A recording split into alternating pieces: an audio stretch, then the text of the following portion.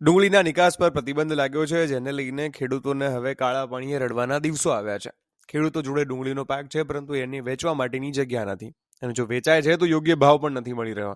એટલા માટે ખેડૂતોએ ગોંડલ એપીએમસીની બહાર ચક્કાજામ કર્યો.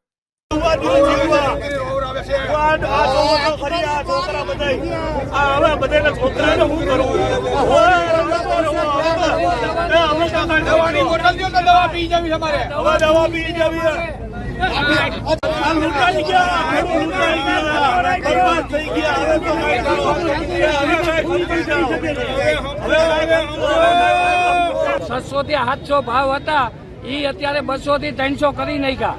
બરોબર, તો ખેડૂતને આ કોઈ ભાવે પોહાય નહીં ભાઈ. ખેડૂત આત્મહત્યા કરવા તૈયાર છે, પણ ડુંગળી વેચવા તૈયાર નથી. રોડ અમે બ્લોક કરવાના જ છીએ. અમે જેને જે કરવું હોય કરી લે, સરકારને જે કરવું હોય કરી લે. તો ખેડૂતને આ કોઈ ભાવે પોહાય નહીં ભાઈ. ખેડૂત આત્મહત્યા કરવા તૈયાર છે, પણ ડુંગળી વેચવા તૈયાર નથી. રોડ અમે બ્લોક કરવાના જ છીએ. અમે જેને જે કરવું હોય કરી લે, સરકારને જે કરવું હોય કરી લે.